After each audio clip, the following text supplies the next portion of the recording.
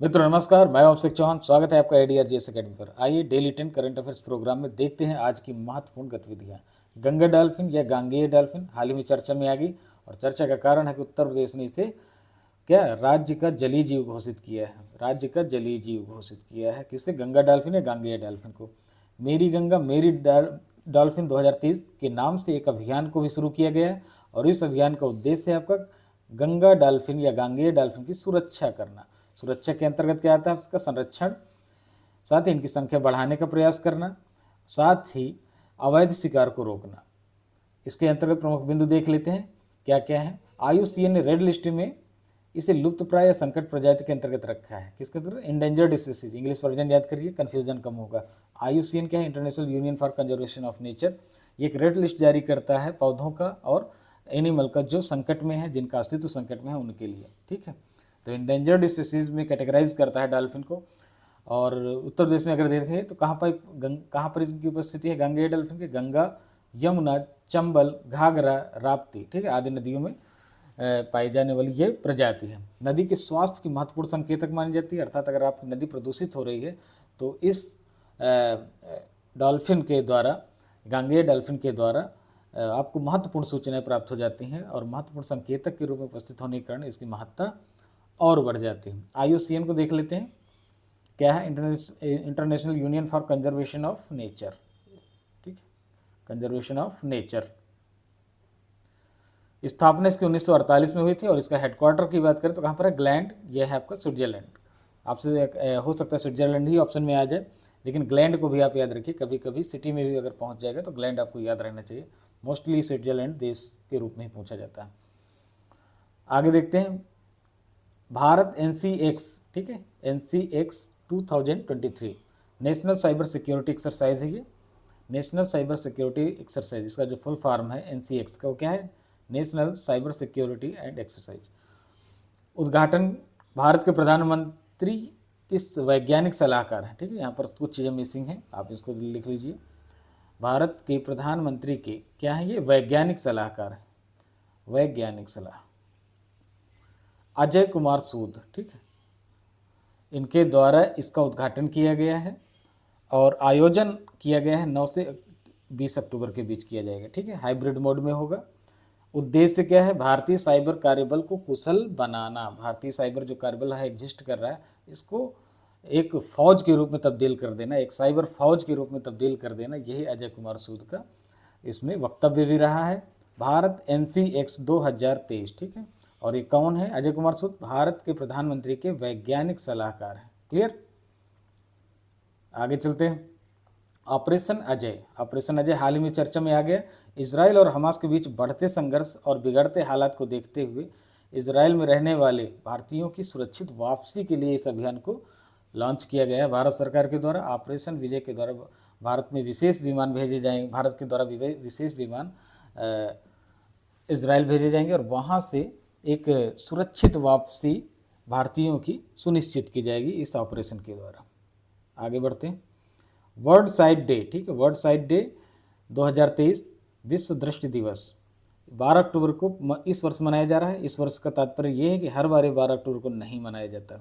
कब मनाया जाता है? इसके लिए जो डे निर्धारित है वो है अक्टूबर के दूसरे गुरुवार अर्थात थर्सडे को मनाया जाता है। और तो इस दृष्टि से इस बार केवल 12 अक्टूबर है। आप इसे हमेशा के लिए 12 अक्टूबर नहीं याद रखेंगे। याद रखने वाली चीज़ क्या है? अक्टूबर का सेकेंड थर्सडे, ठीक है, अक्टूबर का सेकेंड बृहस्पतिवार या गुरुवार आपका वर्ल्ड साइट डे, विश्व दृष्टि दिवस के रूप में मनाया जाता है। और इसकी जो थीम है वो क्या है? Love your eyes at work, ठीक है, love your eyes at work. Theme भी आप याद रखिए, थीम भी पूछ ली जाती है। वर्ल्ड आर्थराइटिस डे 10 अक्टूबर को मनाया गया। इसकी थीम है इट्स इन योर हैंड्स, ठीक है। वर्ल्ड आर्थराइटिस डे, विश्व गठिया दिवस, कब मनाया गया? 10 अक्टूबर को। थीम है इसकी इट्स इन योर हैंड।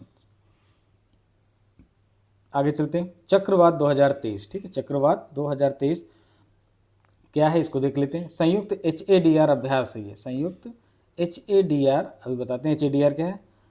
वार्षिक स्तर का होने वाला ये अभ्यास है। इसका आयोजन कहाँ हो रहा है? गोवा में हो रहा है।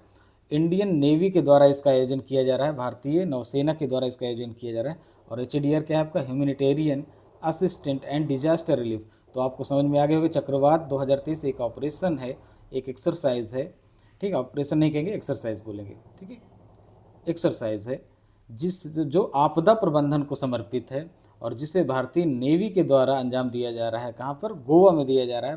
तो इसमें महत्वपूर्ण बात क्या है जो ध्यान देने वाली बात, कि इंडियन नेवी इस बार कर रहा है, इससे पिछली बार इंडियन एयरफोर्स ने आगरा में किया था और इससे पहले इंडियन आर्मी ने किया था। वास्तव में एक साइकिल है जिसमें आर्मी, फिर एयरफोर्स और फिर नेवी, ठीक, नेवी, ये तीनों क्रम से आयोजित करते हैं। अगला नंबर आर्मी का आएगा, एयरफोर्स का हो चुका है पिछली बार, तो इस बार नेवी कर रहा है, अगली बार आर्मी करेगा। Clear?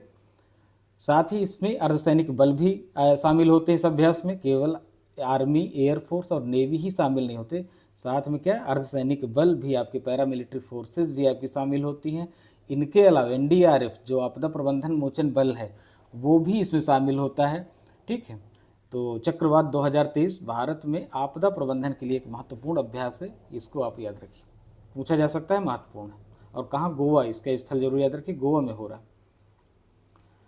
Periodic labour force survey PLFS 2022-23 जारी किए गए हैं इसके आंकड़े, और इसके अनुसार भारत में बेरोजगारी की दर बहुत तेज़ी से घटी है।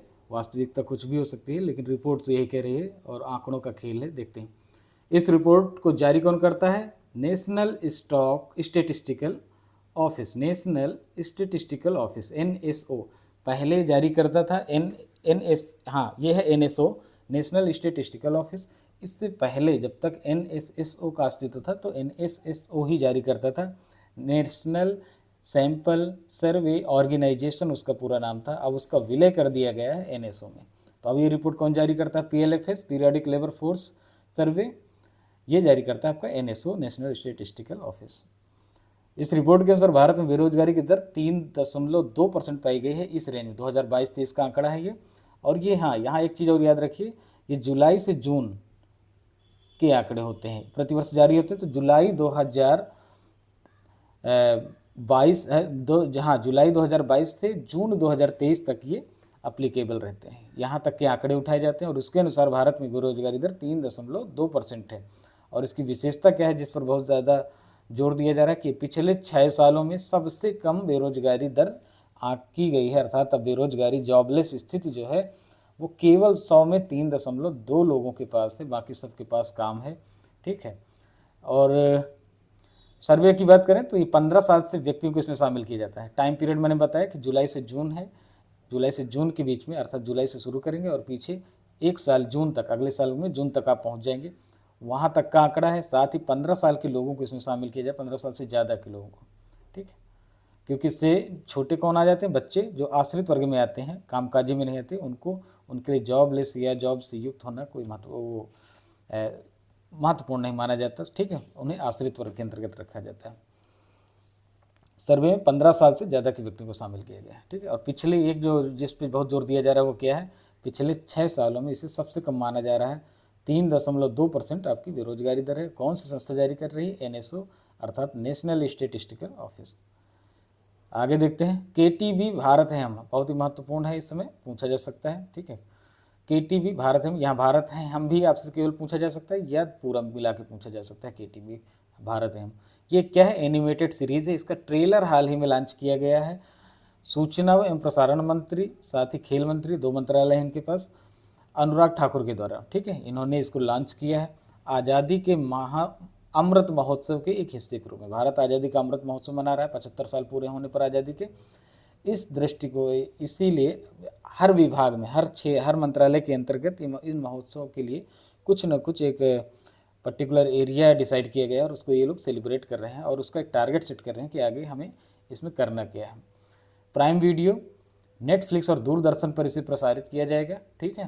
प्राइम वीडियो, नेटफ्लिक्स और दूरदर्शन, तो आप देखेंगे कि ये एक साथ OTT के अलावा TV पर भी पहली बार कोई चीज़ आपके सामने आ रही है। OTT में आती थी तो TV में बाद में आती थी, कभी एक साथ नहीं आए। तो ये प्रोग्राम ऐसा एनिमेटेड सीरीज जो TV के साथ साथ आपके OTT प्लेटफार्म पर, अर्थात ओवर द टॉप प्लेटफार्म पर भी हो गया। और कौन कौन से इसके सहभागी? प्राइम वीडियो, नेटफ्लिक्स और दूरदर्शन, याद रखिए, ठीक है, महत्वपूर्ण है।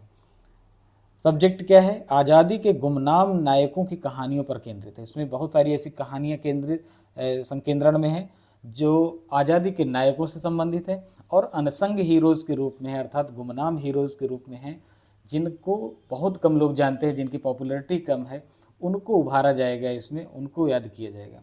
और इसका प्रसारण किया जा रहा है आपका 15 अक्टूबर से, ठीक है। अभी तो ट्रेलर लॉन्च किया गया है, 15 अक्टूबर से इसका प्रसारण शुरू हो जाएगा आपका, हमें उसमें प्राइम वीडियो में, नेटफ्लिक्स में और दूरदर्शन में। इसकी देख लेते किन भाषाओं में, भारतीय भाषाओं और 7 अंतर्राष्ट्रीय भाषाओं को इसमें समावेशित किए गए। भारत की 12 भाषा चुनी गई है इसमें, ठीक है। हिंदी के अलावा आपकी तमिल, तेलुगु, मलयालम, बंगाली, ठीक है, ऐसी 12 भाषाएं आपकी चुनी गई हैं। 7 अंतर्राष्ट्रीय भाषाएं भी चुनी गई हैं, जैसे जापानीज़, कोरियन, मंदारिन, चीनी, ठीक है, और फ्रेंच, स्पेनिश, ऐसी भाषाएं इसमें चुनी गई। मुंजाल श्रॉफ और तिलक शेट्टी के द्वारा इस प्रोग्राम को तैयार किया गया, इस एनिमेटेड सीरीज़ को तैयार किया गया। एनिमेशन वाली सीरीज है ये, और मुंजाल श्रॉफ और तिलक शेट्टी ने इसे तैयार किया। यहाँ केटीवी देख लेते हैं, वास्तव में केटीवी क्या है। केटीवी क्रिस, ट्रिस और बाल्टी बॉय, ये 3 भारतीय कार्टून कैरेक्टर्स हैं। आप देखते होंगे कि अगर आप कार्टून के थोड़े बहुत शौकीन होंगे तो कभी न कभी नज़र आपकी पड़ी होगी। ये कैरेक्टर्स हैं आपके एनिमेटेड सीरीज़ या कार्टून सीरीज़ के। इनके माध्यम से स्टोरी एक बोली जाएगी, कही जाएगी, नरेट की जाएगी और दिखाया जाएगा पिक्टोरल, उसमें ग्राफिक फॉर्म में दिखाया जाएगा आपको। तो क्रिस, ट्रिस और बाल्टी बॉय आपस में चर्चा करते हुए किसी गुमनाम नायक के विषय में बोलेंगे, उनसे जुड़ी कहानियाँ बताएंगे, ठीक है। आगे चलते हैं। The book of my life, the book of life, my dance with Buddha for success, ये एक पुस्तक है। पुस्तकें पूछी जाती है, चूँकि रिसेंट बुक है तो रिसेंट बुक की सबसे ज़्यादा संभावनाएं होती हैं। ऐसे बुक की संख्या लाखों में पहुंच चुकी है, आप याद नहीं कर सकते। करंट वाली बिल्कुल न भूला करिए, जो उस समय साल 2 साल के अंतर्गत रहती हैं। The book of my life, the book of life, my dance with Buddha for success. इसके लेखक हैं विवेक अग्निहोत्री, ठीक है, द कश्मीर फाइल्स के ये डायरेक्टर हैं और इनके द्वारा लिखित ये पुस्तक है। आगे चलते हैं। मेरा युवा भारत, ठीक है, या my Bharat, M for my, Y for yuva, ठीक है। ये एक क्या है, एक ऑटोनोमस बॉडी है, इसका गठन किया गया है हाल ही में, चर्चा में इसीलिए है। मेरा युवा भारत या माई भारत स्वायत्त एक है, ऑटोनोमस बॉडी है के रूप में गठन किया गया और कैबिनेट ने इसके गठन की मंजूरी भी दे दी। ये क्या है, डिजिटल प्लेटफॉर्म है, युवाओं को समर्पित है और इसके जरिए युवाओं में नेतृत्व क्षमता, लीडरशिप क्वालिटीज़ को विकसित करने के लिए विकसित किया जाएगा। साथ ही उनके स्किल डेवलपमेंट पर फोकस किया जाएगा। और यहाँ पर युवा जो कैटेगराइज किए गए हैं, युवक क्या माने गए हैं, 15 से 29 साल। भारत में युवाओं की कई एज ग्रुप देखने को मिलते हैं, तो उसे 15 से 29 साल मेरा युवा भारत प्लेटफॉर्म के लिए डिसाइड किया गया कि इतने साल के युवा इसमें शामिल होंगे। इनके नेतृत्व क्षमता को विकसित करने का प्रयास किया जाएगा, साथ ही इन्हें कौशल से युक्त किया जाएगा, इनका कौशल विकास किया जाएगा। क्लियर। आगे चलते हैं। 8वां ब्रिक्स अंतर्राष्ट्रीय प्रतियोगिता सम्मेलन, 8वां ब्रिक्स अंतर्राष्ट्रीय प्रतियोगिता सम्मेलन 8वें नंबर का है, नहीं भी याद रहता है तो हाल ही में आप देख लेंगे, यही पूछा जाएगा। नई दिल्ली में आयोजित किया गया, ठीक है। उद्देश्य क्या है, सहयोग को बढ़ावा देना और अनुभवों को साझा करना, ठीक है, अनुभवों को साझा करना। क्लियर। कहाँ आयोजित किया जा रहा है, नई दिल्ली, बस इसमें स्थान का महत्व ज़्यादा है और उद्देश्य भी आप एक सरसरी निगाह से देख लीजिए, सहयोग को बढ़ावा देना। और ब्रिक्स देशों में कितने देश शामिल हैं, 5 देश हैं, ब्राज़ील, रूस, इंडिया, चाइना और साउथ अफ्रीका, 5 कंट्रीज़ हैं इसमें। इन्हीं के मध्य अंतर्राष्ट्रीय प्रतियोगिता का सम्मेलन आयोजित किया जा रहा है। क्लियर।